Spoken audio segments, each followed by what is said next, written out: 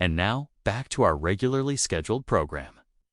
And what better way to kick off this new series than with a look at the American Civil War, one of the most significant events in world history. The standard narrative goes something like this. The Southern states seceded from the Union because they wanted to keep human beings enslaved. The election of Abraham Lincoln, who ran on a platform of preventing the further spread of slavery, was the spark that lit the secession crisis. When the Southern states seceded, 7 of them cited slavery as the cause. As the first shots were fired at Fort Sumter, the Confederate vice president said that the war was about protecting the institution of slavery. And Lincoln himself stated in his second inaugural address that the war was about preserving the Union and ending slavery. But as with most historical narratives, there is a lot more to the story. It wasn't just North versus South. It wasn't only about slavery or state rights. The American Civil War was a culmination of centuries of contradictions, wealth and wounds, power and pain. What really happened in the Civil War, what truly tore the United States apart, was more complex than textbooks reveal. This is the untold story. Before we jump into it, I want to make a quick note about the language we use when talking about the Civil War. I will be using the term slaves to describe those people who were held in bondage in the U.S. prior to 1865. This is a term that is typically used by those who study slavery and the people who lived during that time period. Some argue that calling them slaves diminishes their humanity, and others feel that the term appropriately describes the condition under which they lived. I acknowledge that the word slave carries a heavy weight, but ultimately feel that it is appropriate. When talking about those whose freedom was legally and violently denied, I would also like to point out that I will be referring to the group that fought to preserve the bloodiest states as the Union, and the group that fought to create a new nation based on slavery as the Confederacy. Throughout this series, I will explain why these terms are used.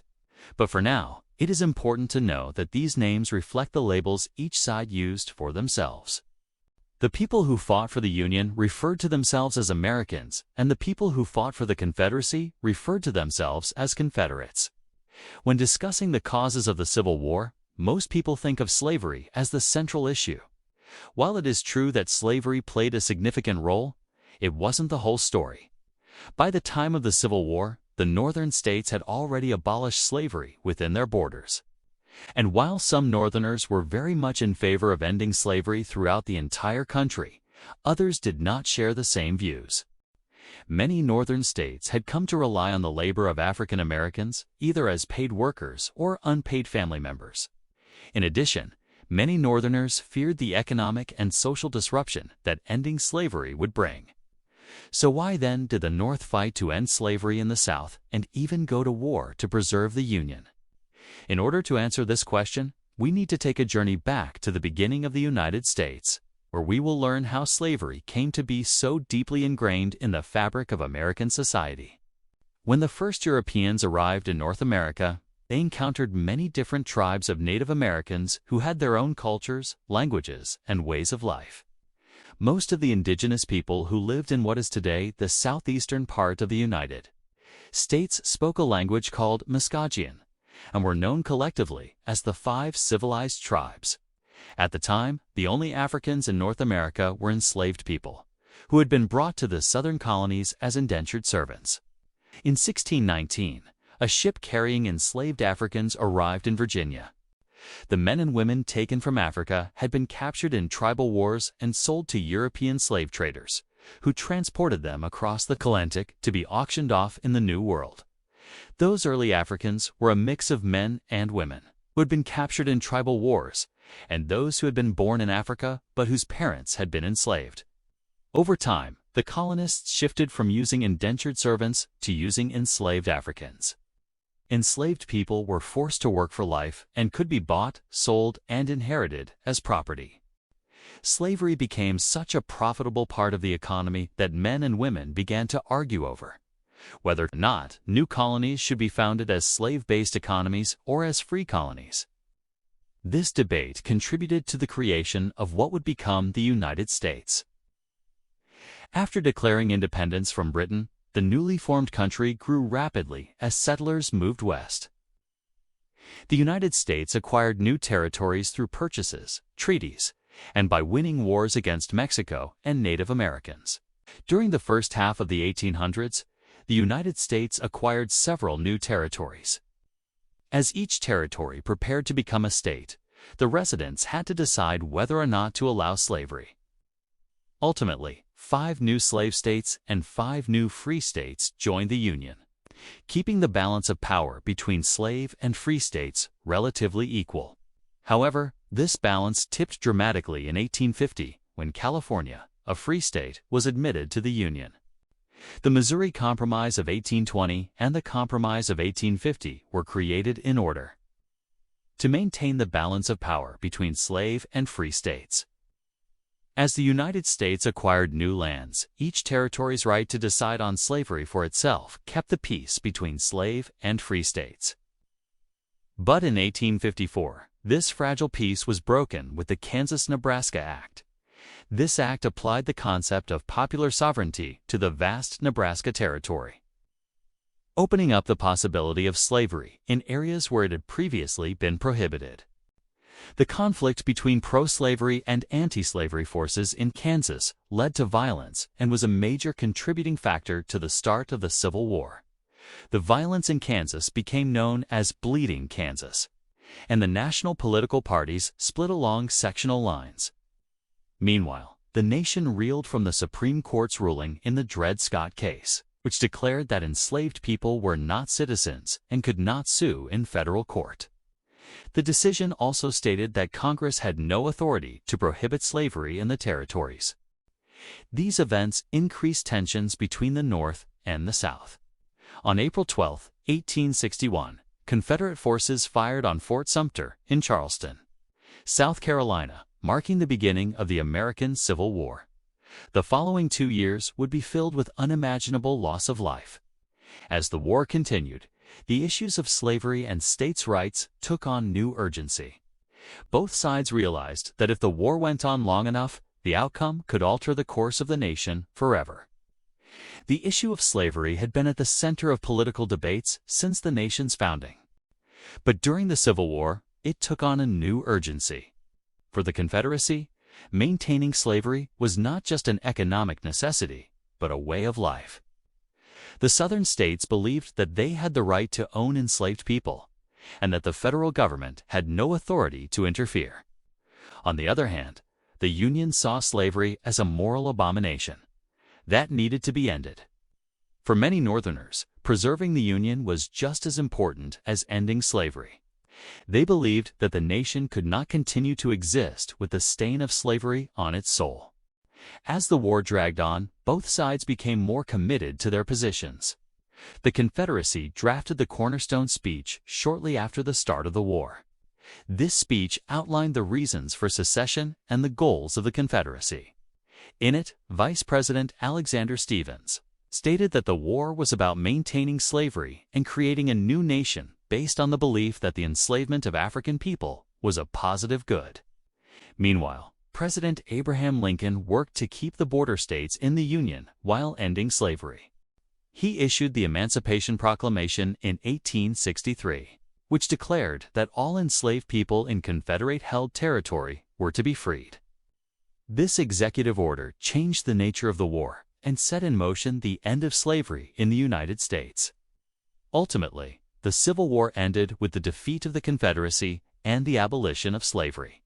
But the legacy of slavery continues to be felt today. Welcome to what really happened in the Civil War. Part 1. Roots of a Storm, 1607 to 1820s. When most folks think of the start of the Civil War, they're thinking about 1860, when Abraham Lincoln was elected president, which technically isn't wrong. More on that in the next chapter. But to really understand how we got to that point, we have to go back further, way further. We're talking like 200 years further.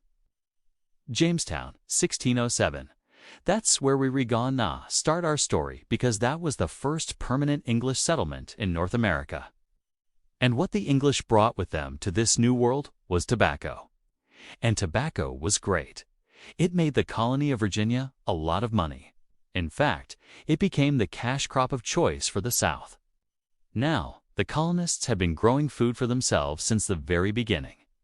But now that they had a product they could sell for a profit, they needed more land to grow it. See, up north, in New England, the land was rocky and didn't hold much nutrition.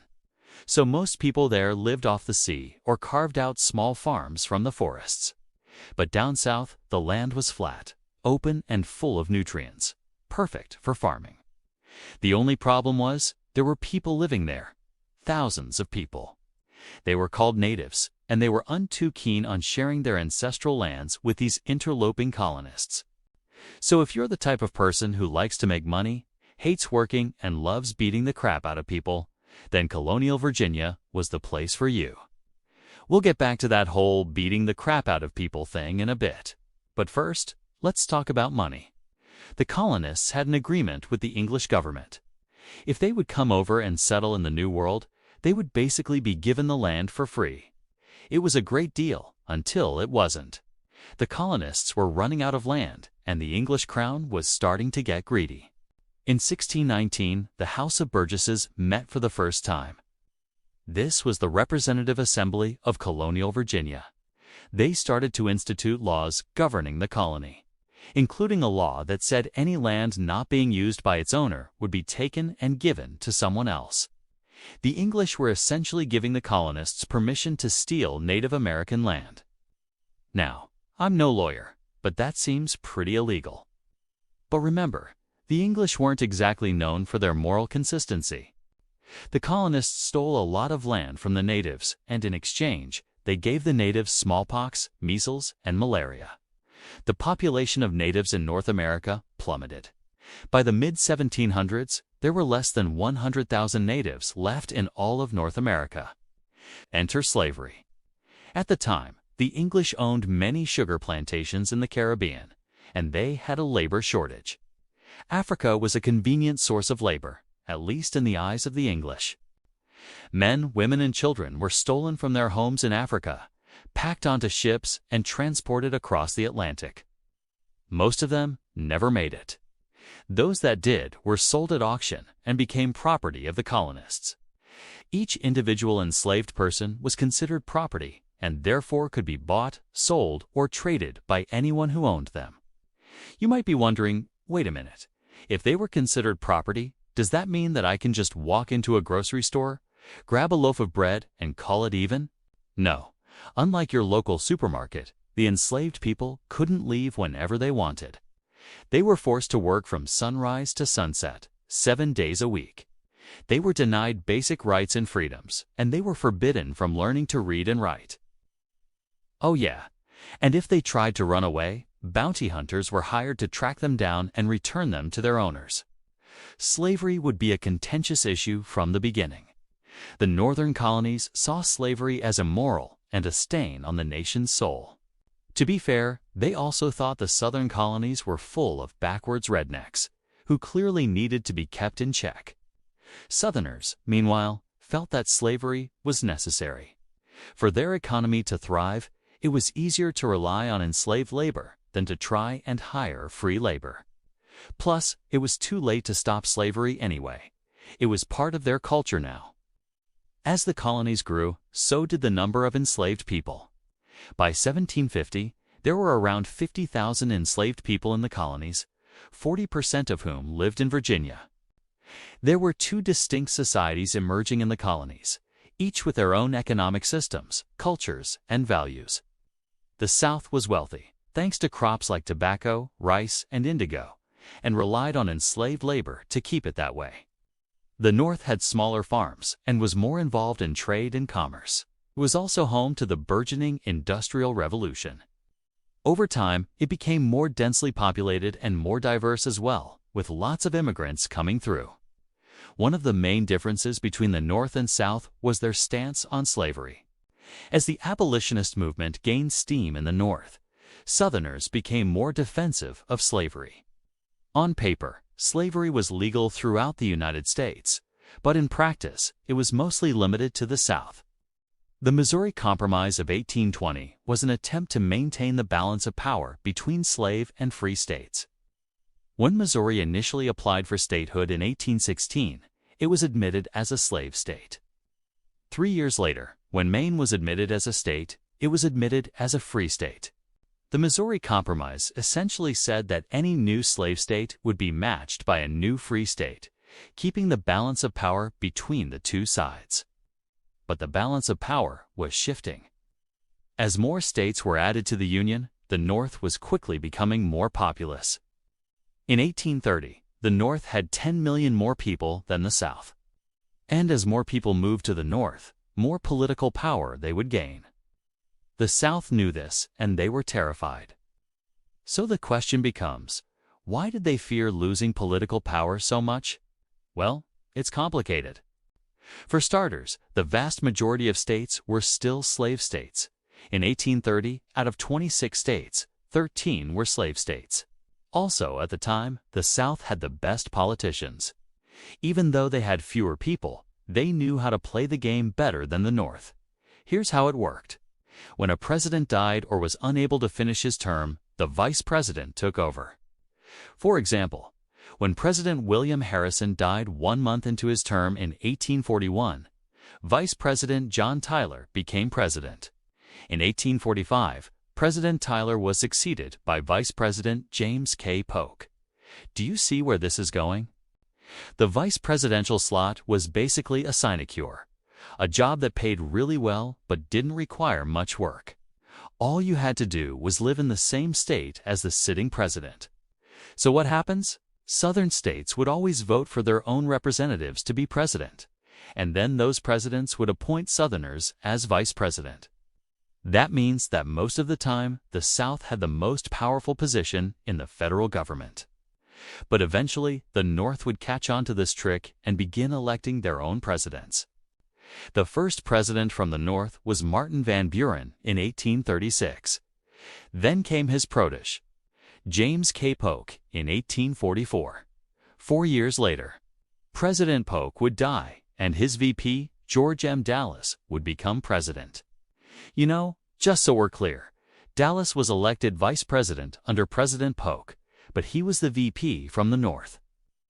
This broke the South's stranglehold on the presidency. Oh, they hadn't lost power yet, but they knew they wouldn't be able to maintain it forever. And that's why they feared the abolitionists so much. See, once the North realized they could elect their own president, it wouldn't be long before they would use that power to end slavery. The Missouri Compromise was meant to preserve the Union, but the cracks were already forming. In 1846, Texas would apply for statehood. It was obviously a slave state, and admitting it would upset the balance struck by the Missouri Compromise. But the U.S. desperately needed more states, both for political and financial reasons. Adding more states meant more representation and more money. President James K. Polk pushed hard for Texas to be admitted as a state, and he got his wish. In 1846, Texas was admitted as a slave state. That meant that the Missouri Compromise was officially dead. The North was gaining more power every day. The South knew it was losing influence, and the question is, what were they going to do about it? And now we're going to continue our mini course on the Civil War. Okay, it is time for us to talk about how the United States got to the point where it was ready to blow itself up over the issue of slavery.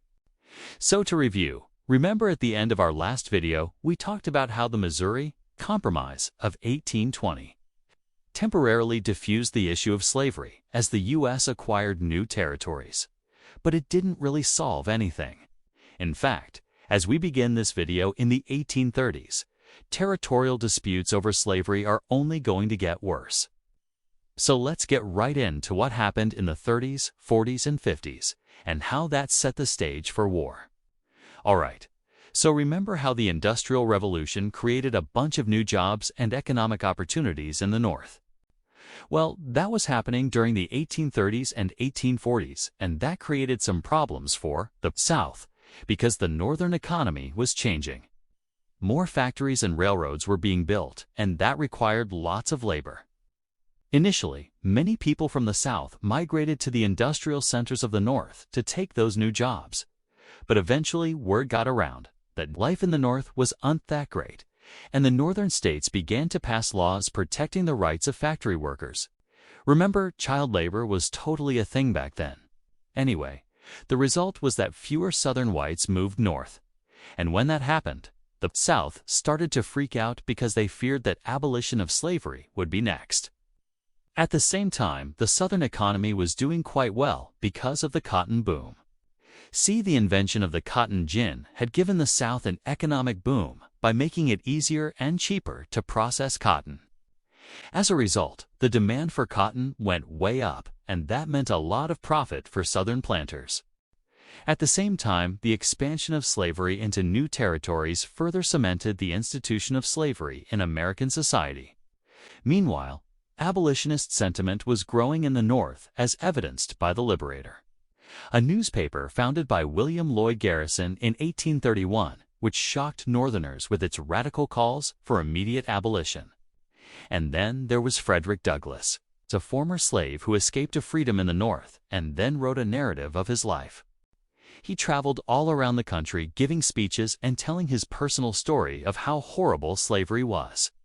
And he shocked audiences everywhere with tales of beatings and whippings and sexual abuse. So all of this to say, by the 1850s, the situation over slavery looked something like this. The northern states wanted slavery gone, while the southern states obviously wanted to keep it. And then, as a result, every time a new territory wanted to join the Union as a state, it caused political chaos. Because the question was raised, would this new state be a slave state or a free state? Okay, let's look at some examples starting with the Mexican War and its aftermath. So during the Mexican War, American troops occupied Mexican territory and the U.S. ended up winning huge amounts of land. But the question was, what to do with it? Well, in 1846, David Wilmot, a representative from Pennsylvania, proposed an amendment known as the Wilmot Proviso that would ban slavery in any territory acquired from Mexico. It didn't pass, but it was a sign of things to come. Next up is the Compromise of 1850. You see, California had applied for statehood as a free state, which would upset the balance between slave and free states. So 5 different laws were passed to address the issue. First, California was admitted as a free state, which was a win for the North. Second, Texas lost some of its territory, but was compensated with $10 million, which was a win for the South. Third, the newly acquired lands from Mexico were organized as the Utah and New Mexico. Territories in slavery would be decided by popular sovereignty or rule of the majority. Fourth, the slave trade in Washington, D.C. was abolished, which was a little weird and unnecessary concession. And fifth, the Fugitive Slave Act was passed, which made it illegal to help runaway slaves and allowed for federal agents to arrest suspected abolitionists. This was obviously a big win for the South. Now here's where it gets complicated, because Stephen Douglas, a senator from Illinois, helped push through the Compromise of 1850. Which made him very popular in the South. But at the same time, he also wanted to extend the Missouri Compromise line to the Pacific Ocean, which would have banned slavery in those territories. So he tried to do both things at once. And unfortunately for him, Southerners found out about his double game, and they were not happy about it. But then in 1854, Stephen Douglas came up with a new plan. Let's call it the Kansas-Nebraska Act. And the gist of it was that slavery would be decided by popular sovereignty. So Southerners were okay with this, because it left the door open to allow slavery in these new territories. But the result was exactly what you would expect. As soon as this law was passed, pro-slavery and anti-slavery folks flooded into Kansas to try to vote their position into law, and the result was violence. It was called Bleeding Kansas. And after all this, where did things stand? Well, in reality, by the 1850s, the issue of slavery wasn't just a moral or social issue anymore. It was a system of power, money, and control.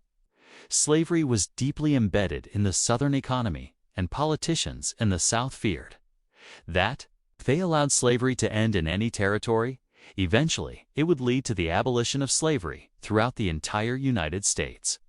And that they thought, would bring their entire way of life crashing down around them.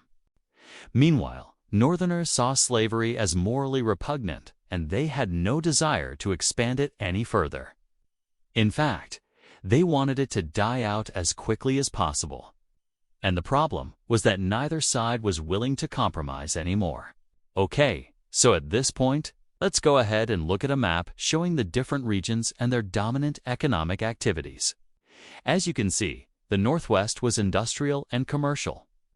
The South was agricultural, relying heavily on slave labor. And then the West was a mix of both, depending on which state you were talking about. But then along comes another twist.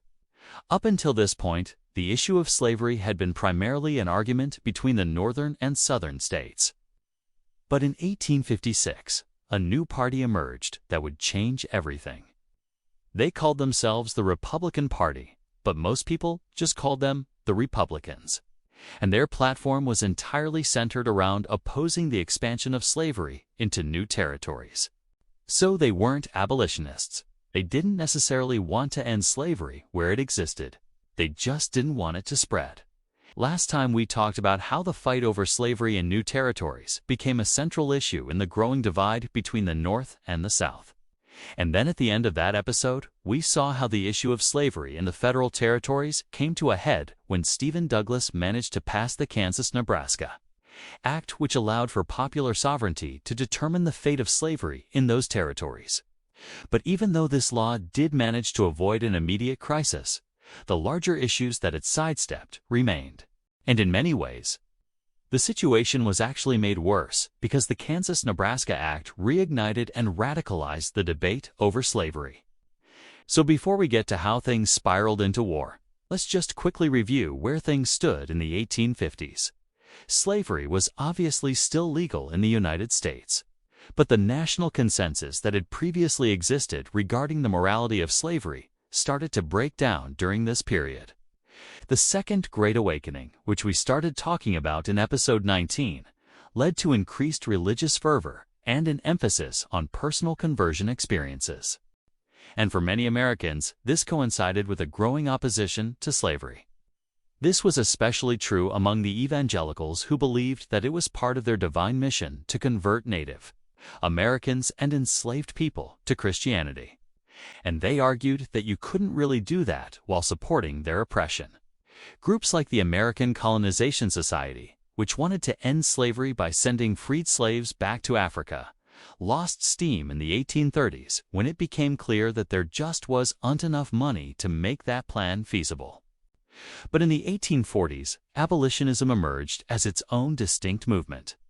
Abolitionists were willing to put their bodies on the line to end slavery, like when William Lloyd Garrison published The Liberator, an abolitionist newspaper. From 1831 to 1865, or when Frederick Douglass escaped from enslavement, and then went on to become one of the most famous abolitionists of the time. He wrote his autobiography, The Narrative of the Life of Frederick Douglass, an American slave, which recounted his experience of being enslaved and the horrors he witnessed firsthand. Meanwhile, other abolitionists took up writing as their weapon of choice. Sojourner Truth, formerly enslaved, traveled around the country sharing her experiences and speaking out against slavery. And Harriet Beecher Stowe wrote Uncle Tom's Cabin, which depicted the brutality of slavery and helped turn many people in the North against slavery. As these voices grew louder and more prominent, so did the South's fear that the institution of slavery would be the next casualty of this kind of activism. To make matters worse, the South was already feeling left out of the government. After the Mexican-American War, Texas ceded vast amounts of territory to the federal government in exchange for financial compensation. But Southerners feared that the land gained from this war would be used to strengthen the North's political power rather than being shared equally amongst the states.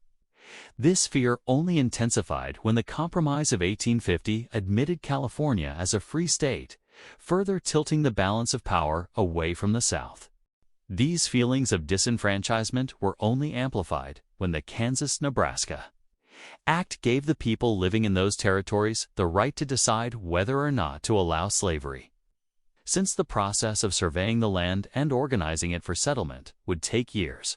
Southerners had plenty of time to organize and make their feelings known. And what they wanted most of all was to ensure that slavery would continue to exist in these new territories. By 1858, a political divide had hardened along sectional lines. Southern states were becoming increasingly resistant to any federal legislation that infringed upon the institution of slavery. And the North was starting to favor candidates who opposed the expansion of slavery into new territories, even though the question of slavery was technically up for a vote in the territories. Neither side trusted each other enough to let the democratic process play out without interference. In Kansas, pro-slavery Missourians and anti-slavery New Englanders flooded into the territory to vote. They fought each other politically and physically, burning homes and committing murder. It was total chaos. But overall, the South's efforts to expand slavery were fairly successful.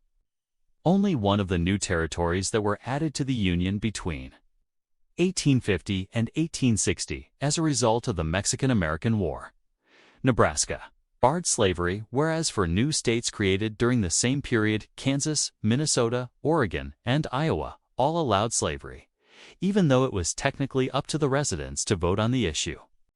In fact, the addition of these states strengthened the North's hold on the federal government.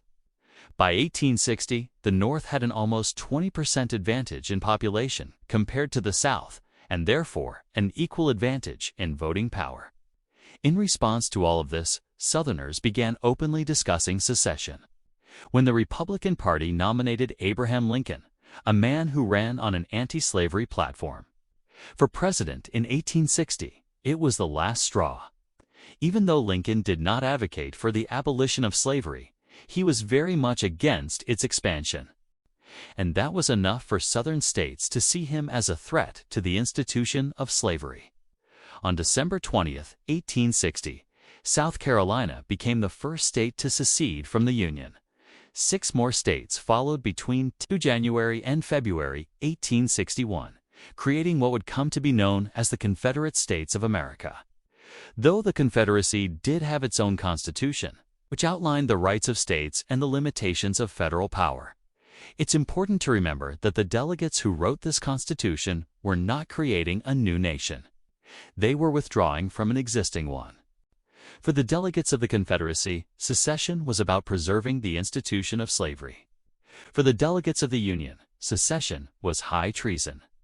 When Lincoln was inaugurated in March of 1861, he said that his top priority was to preserve the Union, but he also made it clear that he would not tolerate secession. So in the end, the issue of slavery once again came down to a military conflict. On April 12, 1861, Confederate forces opened fire on Fort Sumter in Charleston Harbor, South Carolina. This fort was important because it controlled the entrance to the harbor and thus had the potential to disrupt maritime traffic. Since the secession crisis began in December, the U.S. Army had been working to supply and defend this fort. And now Major Robert Anderson, the commander of the fort, was running low on food and ammunition. Anderson requested that the Navy send him supplies, but the Navy was unable to reach him because the Confederate Army was blockading the coast. So Anderson knew that he could not hold out much longer. He didn't know that Confederate officials had decided that they wanted to use the fort as a symbol of their victory and show the rest of the country that they meant business. Early in the morning on April 12th, Confederate General Pierre G.T. Beauregard sent Anderson a message demanding that he surrender the fort. Anderson refused, so Beauregard ordered his men to begin firing on the fort. After 34 hours of continuous bombardment, Anderson surrendered the fort. No one was killed in the attack, but the symbolic damage was done. The United States was at war with the Confederacy, and there was nothing that could be done to stop it. In the lead-up to the Civil War, compromises and concessions were made by both sides in order to keep the country together. But in the end, neither side was willing to compromise on the issue of slavery. Both sides thought that they were acting in the best interest of the nation, but only one of them would survive the conflict. I know that we tend to think of the Civil War as having been fought primarily over slavery. But it's important to remember that there were other contributing factors as well. The concept of states' rights was a major factor in the lead-up to the Civil War. In fact, it's explicitly mentioned in the Confederate Constitution. According to Article 1, Section 7, no state without the consent of the other states shall send any embassy to, or receive any embassy from, or enter into any conference agreement, alliance, or treaty with any foreign power or state. This clause was added to prevent the federal government from interfering in the domestic affairs of states. This desire for greater autonomy probably would have led to secession, if not for the growing disconnect between the North and the South. But in the context of the escalating conflict over slavery, Southerners felt that the only way to protect their way of life was to leave the United States and form their own independent nation. Both sides believed that they were fighting for freedom, democracy, and human rights. And while we might look back on slavery today and call it obviously wrong, it's important to understand the context in which people lived in order to fully grasp why it was such a divisive issue, and the nation as a whole, and explore how it contributed to the decline of the American South. What really happened in the Civil War? Chapter 4. The war begins. So at this point in our story, the United States has been having a really bad problem for about a century now. Slavery. They've tried everything they can think of to solve it, but nothing seems to work. And now a bunch of Southerners have said that they are just going to leave the country rather than continue being part of a union that get rid of the thing they value most in the world. So in February 1861, after Abraham Lincoln was inaugurated with his threat to the institution of slavery, 7 states left the Union to form the Confederate States of America, and everyone thought the whole thing was going to be over really quickly, like the border states, the ones that stayed in the Union. Even while allowing slavery to continue, figured that it would only last until the first major battle. After all, how could an agrarian economy based on slave labor hope to compete with the industrial might of the North? Also, like half the country was uneven there because their president said he'd never enforce the new protective tariffs on imports or anything. Meanwhile, Southerners thought that since their army already included some of the most brilliant military minds in the country, guys like General Robert E. Lee and General Thomas Jackson, that if they could just win 1 or 2 battles, Congress would finally stop futzing around with the whole slavery thing and just let them have their Confederacy in peace. But both of them were dead wrong, because this war is going to last for years, and it's going to be ugly. Here's what the North had going for it: industry, railroads, population, money, and a navy. Here's what the South had going for it: Robert E. Lee, Thomas Jackson, and strong home field advantage. Now, I don't mean to imply that one side just had better generals than the other, because I don't think that's true. But what I will say is that the South had arguably 2 of the 5 best generals in the entire country fighting for them, whereas the North had none. The first year of the war saw several important battles that established the general patterns that would come to define it. First, Bull Run, also known as the Battle of Manassas, took place in July of 1861 near a small town called Manassas, Virginia. This was actually the first major battle of the Civil War, and it was something of an anticlimax. See, when the news broke that the Confederates had attacked a small detachment of Union soldiers at the town of Philippi in western Virginia, President Lincoln announced that he wanted to put down this rebellion with the least amount of bloodshed possible. So he sent about 50,000 untrained volunteers to capture the Confederate Railroad Center at Manassas. Now those 50,000 men ended up facing off against about 1,800 well-trained troops under the command of General P.G.T. Beauregard, who'd recently taken over the defenses of the city from General Lee, who was out sick with a cold. The Union commander, General Irvin McDowell, hoped that his superior numbers would enable him to just walk into the town and chase the Confederates away. But Beauregard had other plans. When the Union army approached, he ordered his men to fire upon them. What followed was a rout. McDowell's men were thrown into disarray and forced to retreat. In less than 3 hours, the battle was over, and the Confederates were celebrating their first victory. Now, to be fair, McDowell had done as Lincoln had asked, and there had been no great bloodshed, just a lot of confused marching and shooting.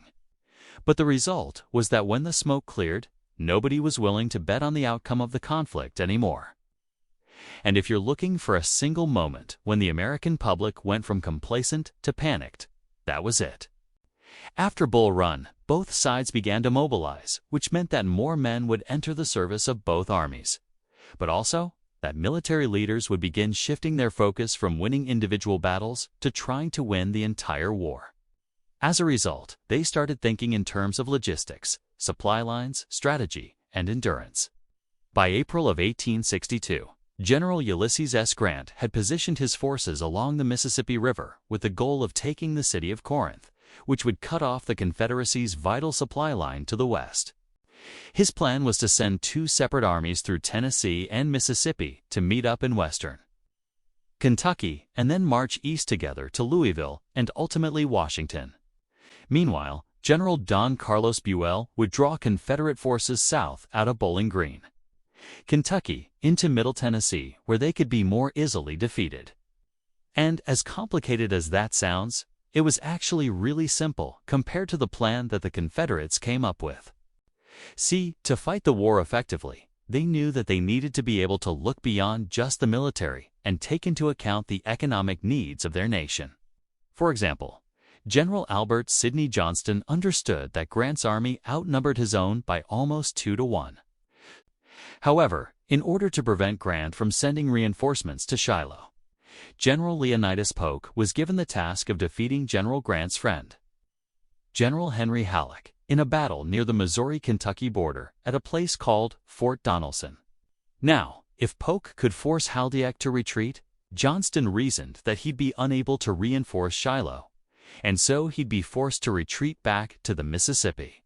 Now, if Johnston could then defeat Grant at Shiloh and force him to retreat, the Confederacy would control all of western Tennessee, and the Union would be forced to evacuate the Western Theater altogether. But, as you might imagine, things didn't go according to plan. Not only did Polk fail to beat Halleck at Fort Donelson, but Halleck ended up forcing him to surrender the fort entirely, thereby dooming Johnston's plan and setting up Grant's easy victory at Shiloh. And honestly, that's just scratching the surface. Like, these guys had to consider supply lines, troop deployments, casualty replacements, multiple fronts of attack, domestic politics, the British and French, and whether or not they could ever possibly win a war without an actual navy. Now, all that planning paid off in spades when the Union and the Confederacy suffered their two bloodiest days of the entire war. Back to back to back. The first was Shiloh in April of 1862, which saw between 24,000 and 25,000 casualties over 2 days. Then came the Battle of Antietam on September of 1862, which remains to this day the single deadliest day in U.S. history, with 23,000 casualties in a single day. Now, to be clear, the Confederates had the advantage at Antietam and could have easily won the battle if they'd just done a couple things differently, but we'll get to that in a minute. Instead, we're going to talk about how each side interpreted their victory at these battles. You see, the Union suffered nearly double the casualties at Shiloh. But they called it a victory because they chased the Confederates out of Tennessee and got in control of the Mississippi. Meanwhile, the Confederates called Antietam a victory because they held the field against the numerically superior Union Army and forced them to retreat. And in fact, they were so proud of themselves for doing that they published an official account of the battle that claimed they'd decisively beaten the Union. Obviously, that claim got back to Washington, D.C., where people were a little confused as to why the newspapers were describing a Union victory as a Confederate victory. So President Abraham Lincoln decided to have the last laugh by publishing his own version of events, which he called the Preliminary Emancipation Proclamation. The document declared that on January 1, 1863, all slaves in any state that was still actively rebelling against the Union would be forever free. Now, practically speaking, this didn't actually do anything. I mean, Lincoln could actually free any slaves, because most of them were in border states that were rebelling against the Union. And the ones that were rebelling against the Union couldn't do anything about it because they were, actively rebelling against the Union. But morally speaking, it was a masterstroke. Lincoln had turned the fight over slavery into a fight for freedom, and he was inviting black men everywhere to join the Union Army. Now, at this point, I should probably clarify that although I am portraying the Emancipation Proclamation as some sort of turning point in the war, the reality was a bit more complicated. For example, Lincoln's top advisors were split right down the middle over whether or not he should issue it. And although the proclamation made it illegal to own slaves in Confederate territory, it said nothing about whether or not the former slaves were free to travel or to hold property or to vote. But those are details we'll worry about later. As for the Battle of Antietam itself, it's probably worth pointing out that although the Confederacy technically lost the battle, they were able to use it to achieve several important diplomatic goals. First, they proved to the world that they were more than capable of holding their own against the Union. Second, they showed the British and French that they were serious about waging a total war, which meant that Europe's two great powers had to take them seriously. Finally, by sending word back to Maryland that they'd scored a victory at Antietam, thousands of enthusiastic Marylanders joined the Confederate Army, swelling their ranks and boosting their morale. The year 1862 ends with the capture of the Confederate capital at Richmond and the Union victory at Antietam. Both sides prepare for a major push in 1863, but first, some smaller actions will have an enormous impact on the course of the war. Gettysburg, July 1863. 3 days of hell. The Confederate Army, led by Robert E. Lee, is turned back for good. Vicksburg, July 1863. The Union controls the Mississippi. The Confederacy is split. Black troops now fight. Over 180,000 serve in the Union Army. Many die in segregated units under harsh conditions. But they fight for freedom, dignity, and family. Southern civilians starve. Inflation, Union blockades, and scorched earth tactics crush the economy. Sherman's march to the sea. Total war. Cities burned. Rail lines twisted. Slavery dies in Georgia with every mile. So let's start where we left off last time, with the prospect of a renewed offensive by both the Union and the Confederacy in 1863. In the winter and spring of 1862 to 1863, General Ulysses S. Grant had worked with General William T. Sherman to capture and hold the city of Nashville. Once there, they would secure their supply base to the west of the Appalachian Mountains. Meanwhile, General George B. McClellan was working with General John Pope to secure the key cities of Fredericksburg and Richmond, the Confederate capital. But both offensives failed. As usual, the Confederates were faster, better fighters who won several key battles. But they were unable to capture either Nashville or Richmond. So both armies went into summer camp to regroup. In the meantime, the U.S. government realized that the European powers were not coming to the South to help the Confederacy. Also, President Abraham Lincoln had to run for re-election against a famous Democrat, Stephen Douglas, who wanted to end slavery in the territories, but not in the states. It seemed like the perfect opportunity to win enough border state votes to carry Illinois and keep the upper Midwest states from joining the Confederacy. The election would be held in November, so Lincoln needed to have some major victories before then. Meanwhile, Robert E. Lee had a similar problem. He needed a victory badly. The Confederacy wasn't getting any new recruits because most eligible men had already been drafted. Also, foreign aid wasn't forthcoming because the Confederacy couldn't afford to pay for it. Finally, the British had decided to remain neutral after the Trent Affair, in which the Union captured 2 Confederate diplomats from a British ship, and the British demanded their return. Lincoln did. Returned them and lost political support from his anti-slavery base. Lincoln also needed a victory before the election. So it was no surprise when in June, both armies moved out of their camps and met in the small town of Gettysburg, Pennsylvania. After 3 days of fighting, Lee's army was smashed. The first day, the Union forces nearly captured Lee's artillery and ammunition depots. The second day, the Union held their ground and threw back repeated Confederate attacks. On the third day, the Union repulsed Pickett's charge, one of the most famous assaults in military history. Then Lee retreated south with his army intact, but never again to threaten the North. The casualties were high, over 50,000 men. But Lincoln had his victory just in time for the election. As it turned out, Douglas ran on an anti-slavery platform. But Lincoln still won, especially after he announced his intention to free slaves in rebel territory.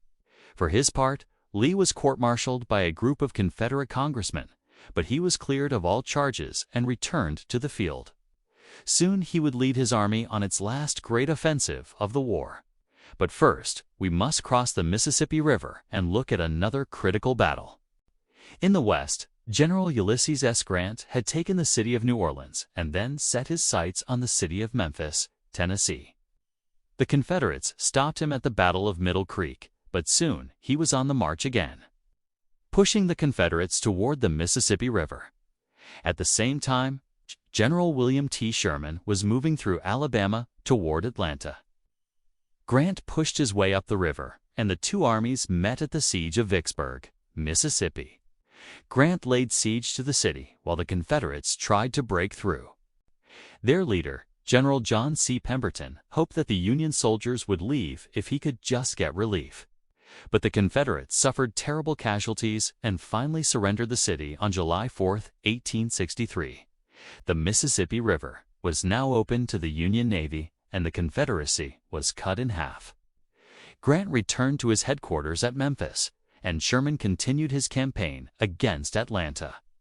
But soon both generals would be called east to help stop a Confederate invasion of the North. But more about that next time. Right now, let's finish our story about the war in the West.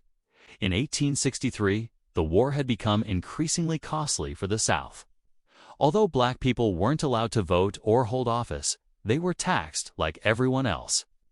Also, women couldn't own property, so they had to rely on male relatives to pay their taxes for them. When those men were called to service, the burden fell on someone else. Families often sold what little they had to pay the taxes, and then when their fields lay fallow, they starved. Rats were considered a delicacy. Women wore rags and shoes made of paper. People slept on beds made of leaves. One woman described how her sister had to make a dress out of gunny sacks. Another woman wrote how she saw a mother pull her skirts up to her knees to show a Yankee officer how thin she was. Sometimes men had to put buttons in place of meat in their stew. Soldiers traded tobacco for whiskey, then drank until they forgot their hunger. Others became addicted to opium, which they either stole from medical officers or smuggled from China. Then came the winter of 1863 to 1864. Grant took his army north to confront Confederate General Jubal Early, who was threatening Washington, D.C. Meanwhile, Sherman took his army south to destroy Confederate General Joseph E. Johnston's army and capture Atlanta. Johnston knew that his army was outnumbered, so he tried to lure Sherman into ambushes. He attacked at Kennesaw Mountain, but was driven back each time. He retreated to Marietta, then to Atlanta. All the while, Sherman's troops grew thinner and weaker. The supplies sent from the north were always late. On one occasion, Sherman's troops got so desperate that they ate the mules they had been using to pull their artillery pieces. But Sherman kept pressing on to Atlanta. When Lee was forced to abandon his invasion of the North, he ordered General James Longstreet to join Johnston in Atlanta. Longstreet arrived and fought the Battle of Ezra Church, but his troops also were defeated. Now, it was clear that the Confederacy would not survive much longer. Johnston's and Lee's armies were shattered. All that remained was to capture Atlanta and force the Confederates to surrender. Sherman began his assault on Atlanta on July 1864. He and Johnston exchanged letters, but Johnston refused to surrender unless Sherman promised to allow him and his troops to keep their money, weapons, and even their horses. Sherman refused, So Johnston's troops fought until September, when the city was surrounded by Union troops. Johnston slipped out of the city and surrendered his army. Sherman marched into Atlanta and freed the slaves. Then he decided to deal a death blow to the Confederacy by marching across Georgia to the sea. His army was exhausted, but Sherman pressed on. His troops lived off the land, stealing food and supplies from the people who lived along the way. Towns and villages were burned, and entire rail lines were twisted and destroyed. The war was now total war, and there would be no peace until the end of March. And now you know what really happened in the Civil War. What really happened in the Civil War? Chapter 6. Politics, Power, and Legacy. Mr. Burns, Mr. Smithers, do you realize what day it is today? It's Lincoln's birthday. Oh, Springfield, 1864. Another presidential election year. For Abraham Lincoln, this one could be his last. He was first elected on a platform of preserving the Union. Now he wants to make it clear that he wants to preserve it with freedom. Let me explain. Lincoln faces two opponents. One is George B. McClellan, who heads the Democratic Party. As far as McClellan is concerned, the election is about restoring the Union. And if that means restoring slavery, well, so be it. Lincoln also faces opposition from within his own party. Salmon P. Chase wants to take over Lincoln's job. Chase wants to free the slaves and punish the South for starting the war. Here's what he told New York Republicans in January 1864. Quote, "A house divided against itself cannot stand. I will bring about the downfall of slavery in this country as surely as God Almighty has made the sun to shine." Not exactly a man of the cloth, are you, Mr. Chase? But Lincoln needs every vote he can get. So he goes to the Republican convention in June and tells them what they want to hear. He announces his support for the 13th Amendment, which would abolish slavery. And guess who gets the vice presidential nomination? No, not Hannibal Hamlin. This time, it's Andrew Johnson, a former slave owner from Tennessee. Lincoln wins the presidency. He defeats McClellan by a narrow margin. But he wins enough electoral votes to secure a second term, and by doing so, he carries out his promise to preserve the Union. How do we know? Well, look at his second inaugural address. He looks back at the nation's past. Truly free, and in which the equal rights of all shall constitute the law of the land. His audience, the audience in Washington, cheers. But Lincoln is thinking about those Southerners who still insist on slavery. Quote, "We must not forget that whilst we expect some things from our fellow countrymen to be done by them, we are also ourselves expected to do something towards the same end." He doesn't say exactly what he'll do to those Confederates, but when he gets to the closing lines of his speech, the message is clear. Quote, "With malice toward none, with charity for all, with firmness in the right, as God gives us to see the right. Let us strive on to finish the work we are in, to bind up the nation's wounds, to care for him who shall have borne the battle, and for his widow and his orphan to do all which may achieve and confirm our peace." Remember, Lincoln is talking to Southerners here.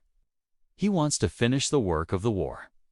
He wants to bind up the nation's wounds. But he also wants to care for the widows and orphans of the Confederacy, because without the South's participation, the nation cannot be whole. Quote, "And that government of the people, by the people, for the people, shall not perish from this earth." We think of that speech as being hopeful and conciliatory. And it is. But it's also tough, hard-nosed politics. Lincoln knows how to take out the franchise away from the very people who were supporting the Confederacy, while at the same time saying he wants to care for their families. In other words, he's saying, "I might take your right to vote away, but I'll make sure your children are cared for." So early in 1865, Lincoln is looking forward to a second term. He's thinking about how to incorporate the South back into the Union. But the question is, what kind of a South will that be? Richmond, Virginia, March 1865. General Robert E. Lee meets with President Elfrosty. He's thinking about how more of theft, how law-lasting color. He's thinking about how to incorporate the importance of laws make us ill. What kind of laws? Why is it? What is it? May laws of self of love. While laws of love, you're so sawang like laws of said, my say nas of sev lied, by I. I'm my lord, it, go I, si, be sec, hip it to a sekud, to I, may lit to sick to spare, I, to compute this UI, it's it to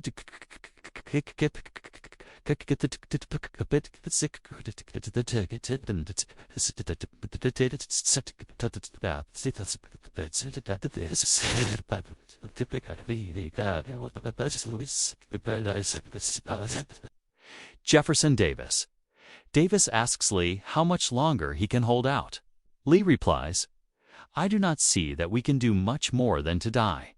Our provisions will last but a few weeks. We have now about 20,000 effective men. But they are starving and ragged, without shoes or blankets, and many without coats. What do you think, Mr. President? Davis replies, then we must die. I have not yet told my cabinet, but I fear we must evacuate. Lee and his men marched out of Richmond that night and headed south. 5 days later, Petersburg fell to General Grant and General Sherman was coming north. The Confederacy was collapsing. Where did most Confederates go from here? They went to Appomattox Courthouse. That's where General Grant met with General Robert E. Lee on April 9, 1865, after hearing the terms. Lee surrendered himself and his army. General Grant allowed the Confederates to keep their swords and sabers, but not their guns. He wanted to prevent them from turning around and rebelling again. And just like that, the Civil War was over. The last battle was the Battle of Palmetto Ranch. On May 12, 1865, it was fought between Confederate and Union forces in Texas. By then, everyone had accepted Lee's surrender and that the war was over. But the soldiers fighting at Palmetto Ranch didn't know that. So who won? The Confederates did.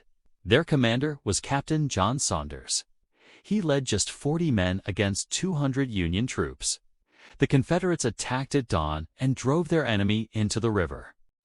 Saunders sent some prisoners to Houston and returned home to Virginia a hero. But he was a very lonely hero. Most of the Confederate army had already gone home. In Washington, the mood was jubilant. The war was over. President Lincoln was going to give his famous address in a house divided against itself.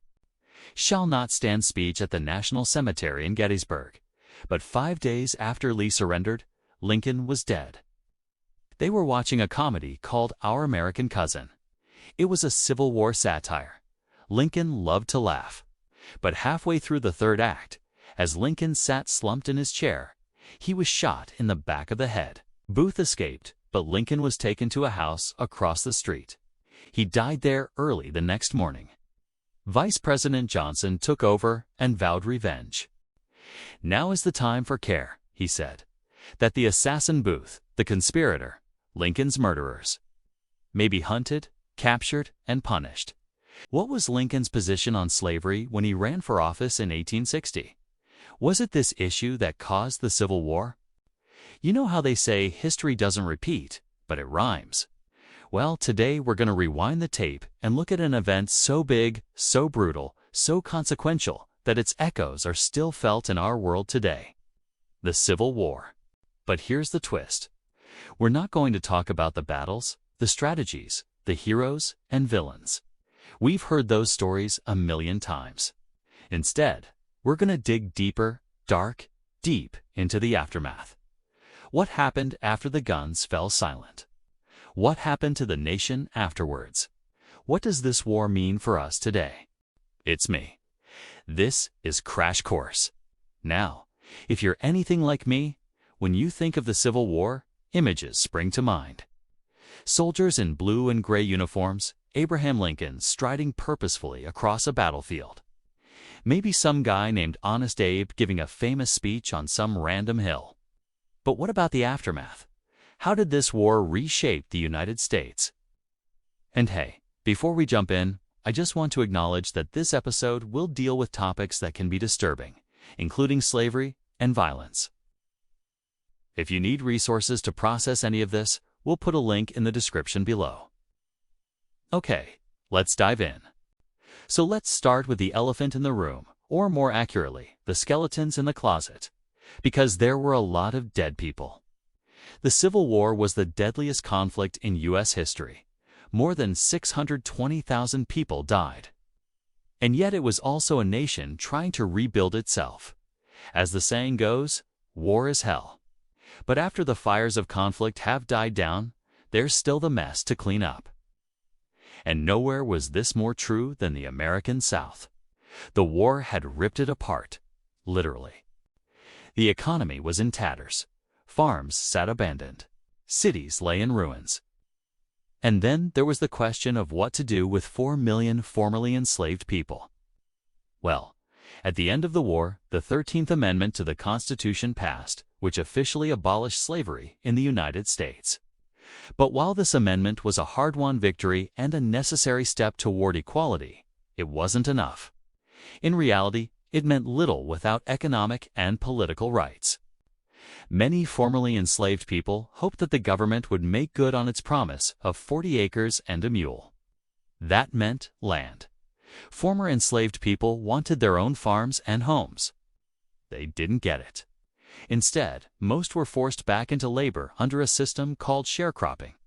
Imagine getting paid only part of your earnings, being forced to live on the same plantation you used to work as a slave. That was sharecropping. It trapped generations of African Americans in poverty. To make matters worse, Southern states passed what were called black codes. These were laws designed to control the lives of formerly enslaved people. They couldn't travel without permission. They couldn't carry weapons. They couldn't testify in court. Vagrancy, basically being poor, was a jailable offense. Suddenly, African Americans could be arrested for not having a job. And if that wasn't bad enough, they were also denied the right to vote. In many ways, it seemed like not much had changed. Sure, they weren't property anymore, but they were still second-class citizens. But the story doesn't end there. In the years after the war, African Americans, white abolitionists, and federal officials began fighting back. Together, they achieved something that seemed impossible at the time: a complete transformation of Southern politics. It's called Reconstruction, and it was a noble effort. The Freedmen's Bureau was set up to help former enslaved people with food, education, and labor contracts. The 14th Amendment granted African American men citizenship, and the 15th Amendment gave them the right to vote. Black leaders were elected to local and federal offices, including Hiram Revels, the first black U.S. senator. But despite all these advances, Reconstruction was undone by the rising tide of white supremacy. Southern whites had been humiliated by defeat, and they were determined to take back control. Enter the Ku Klux Klan. Founded in 1866 in Tennessee, the KKK was originally a social club for Confederate veterans. But soon, it turned into a terrorist organization. Its mission: to restore white supremacy by any means necessary. And they did pretty much mean it. The KKK murdered thousands of African Americans and white allies. It was a reign of terror. Black families were burned out of their homes. Schools and churches were destroyed. Teachers and voters were shot. Federal troops were supposed to protect African Americans, but they often failed to act. So the KKK grew bolder and bolder. Eventually, President Johnson cracked down, but not hard enough. In 1872, he pardoned almost all former Confederates, including many Klansmen. Then, in 1877, federal troops were pulled out of the South. Without federal protection, African Americans were on their own. And by the 1880s, white Southerners had full control again. So what did they do? Well, they instituted Jim Crow, a new system of racial segregation. Now, if you've watched our episode on the Civil Rights Movement, you might already know about Jim Crow. If not, here's the quick version. In Southern and some border states, laws were passed that separated black and white people. They couldn't use the same schools, restaurants, trains, water fountains, even bathrooms. In other words, if a black person and a white person entered a public space, they had to be separated. Now, the Supreme Court backed all this up. In 1896, the case Plessy v. Ferguson went before the court. It was a challenge to racial segregation, but the court decided that separate but equal facilities were constitutional. So the walls went up. While the chains of slavery were gone, the legacy of that system lived on. Segregation and discrimination lasted for decades, but African Americans continued to resist. Ida B. Wells spoke out against lynching. W.E.B. Du Bois demanded full civil rights. Marcus Garvey advocated for black nationalism. And in the 20th century, figures like Rosa Parks, Martin Luther King Jr., and Malcolm X led the movement for civil rights. It was a long, hard fight, but ultimately successful. Today, we remember the Civil War as one of the most important events in American history. It preserved the Union and ended slavery. But its impact goes way beyond that. It changed the balance of power in the world. It set the stage for the United States to become a global power. It also redefined America's identity. The ideals of liberty and equality became central to U.S. culture, and it inspired movements for civil rights around the globe. And yet the war also revealed the dark side of American democracy. At the time, many European countries had abolished slavery, but the United States did not. Not until the Civil War, after decades of debate and mounting tensions over expansion into Western territories, did the issue finally come to a head. But when it did, the war that followed fractured the nation. It forced Americans to confront the contradictions of a government that proclaimed liberty and justice for all while supporting the institution of slavery. And when the war was over, the country struggled to deal with the consequences. While the 13th, 14th, and 15th Amendments made emancipation official and granted basic rights to African Americans, they did not solve the larger issues of inequality and discrimination. The failure to uphold these rights led to decades of segregation and violence in the South. And the legacy of this era continues to resonate today. As we grapple with issues of race and equality, it's essential to understand the roots of these problems and the progress that has been made. We can't change the past, but we can learn from it. The Civil War remains one of the most defining moments in American history. It was a war about freedom, a war that changed the course of history. We're wrapping up our series on the Civil War with this epilogue. And I know that some people are going to be upset because I'm talking about slavery again, but that is what this war was about. You can read the secession documents for yourself. They'll tell you right plainly. This was about slavery, but it was also about much more than that. It was about power, economic power, racial power, political power. It was about the right to self-government, the right to define who was free and who wasn't. It was about whether the Constitution was a living thing, whether it could change and grow, or whether it was a dead set of compromises that could be altered. And it was also about how far a nation would go to keep its ideals alive, and how far a nation would go to destroy those ideals. The Civil War was not just a war between armies. It was a war of meaning. It's over now, but that war of meaning continues. When it comes to race and freedom, we still haven't had the last word on what those words mean. In fact, I think we're just getting started. So let's close with a little bit of truth. All right, let's get started. As an African American Studies professor at Vanderbilt University, I've been exploring what really happened in the Civil War. When most people hear about the Civil War, they think about two things: Abraham Lincoln and slavery. Well, the first one is pretty universally true. Everyone knows Abraham Lincoln is important to the Civil War. What about that other thing? Some folks do want to hear about slavery because they think it's boring, or they think they already know all about it. But it's time to take another look at slavery, because if you really want to understand the Civil War, you have to understand how urgent it was, how desperate it was, and how many different ways it affected ordinary Americans. So when I'm talking about slavery, I'm not talking about something abstract. I'm talking about the lived experience of millions of people for more than 240 years. Enslaved Africans and their descendants have been forcibly brought to the United States and sold as property. That means human beings were bought and sold like cattle. Enslaved people didn't have any rights. They couldn't vote, own property, testify in court, or even learn how to read.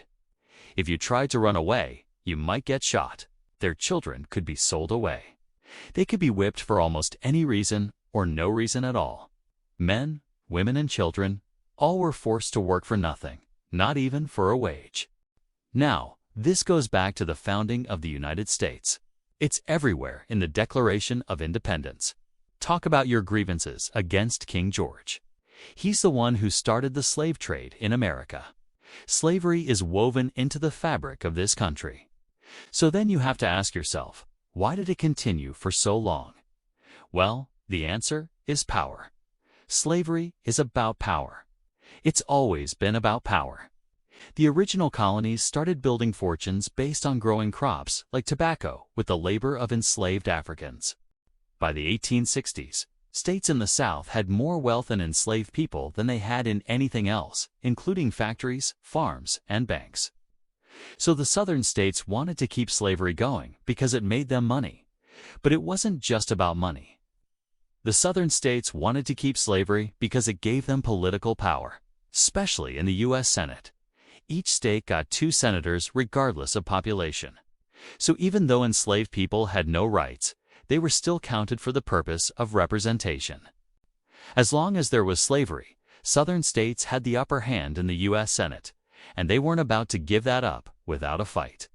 And here's where Abraham Lincoln comes in. He doesn't end slavery because he feels bad for enslaved people. He doesn't do it because he thinks it's morally right. He does it because he wants to preserve the Union. That's right. The Union. Lincoln doesn't care about slavery until it becomes a crisis for the Union. He says so himself. Lincoln doesn't want to abolish slavery anywhere outside of Washington, D.C., but that changes when the Southern states secede. In his first inaugural address, Lincoln tells the Southern states that he will not allow them to leave the Union, and that leads him to take action against slavery. But once again, he's doing it to save the Union, not because he feels bad for enslaved people. Now, I know this is going to upset a lot of folks. People have been taught for a long time that Lincoln was a martyr for human rights. Well, maybe. But when it comes to slavery, Lincoln is all about politics. That's why he makes a deal with the pro-slavery Missouri Senator, Senator Lane, to admit Kansas as a slave state. That's why he refuses to interfere with slavery in the Southern states. That's why he doesn't punish border states like Maryland and Delaware for keeping slavery. And that's why he famously says, "I would be as happy if all the people in the universe could be free as there are grains of sand upon the seashore. But I woe and interfere with slavery in the South because it's not my place to do so." Instead, he leaves it to Congress to pass the 13th Amendment abolishing slavery. So Lincoln has principles, but they sure seem flexible. Again, for Lincoln, this is all about saving the Union. And that's why his decision to free the enslaved people in the Confederacy is the best way to destroy the Confederacy. The Confederacy only lasts for years because of slavery. It's founded on slavery, and it falls because of slavery.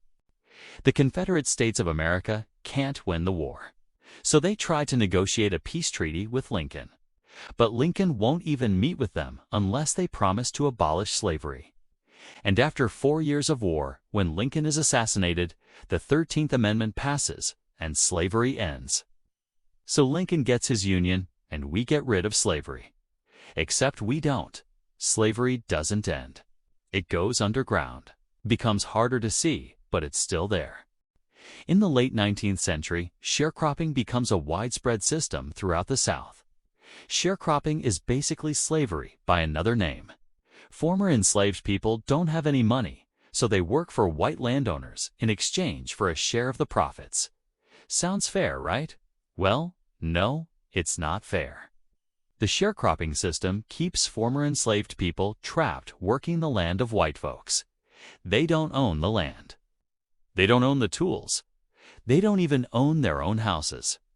They work from January to December for next to nothing. And if they want to leave, they're usually penalized. Sharecropping is slavery, pure and simple. It lasts for decades. It's only ended through legal challenges in the mid-20th century. But when you think about it, the Civil War never really ended. It just went underground. The struggle over what freedom means for African Americans continues well past the Civil War. It continues through segregation, through Jim Crow, through the denial of voting rights, through police brutality and mass incarceration. This is the legacy of slavery, the belief that black people are less than human, that they don't deserve the same rights, that they should have the right to vote, or the right to speak up, or the right to be free. And if you want to know why racism persists in America, you have to start with slavery. But you also have to remember that despite everything, African Americans have always fought for freedom, not just for themselves, but for everyone. Frederick Douglass escapes from slavery and becomes the most famous abolitionist in the country. Sojourner Truth is born into slavery, escapes, then spends the rest of her life traveling around the country demanding an end to slavery. She says, "Ain't I a woman?" These are ordinary people who did extraordinary things. And that legacy continues through the 20th century. In the 1950s and 60s, ordinary African American men and women, students, ministers, everyday people, they launched the modern civil rights movement. They demand the right to vote, the right to travel, the right to eat at a lunch counter, the right to stay in a hotel room. Every step of the way, they face violence and death, and they change this country forever. And today, we're seeing a new generation rise up and push for a better future, a future in which all of us are free. And that's what the Civil War was really about. The war is over, but that struggle for freedom continues. It's me. And remember, you can learn more about the Civil War through additional resources online. Truth isn't easy, but history demands we look it in the eye.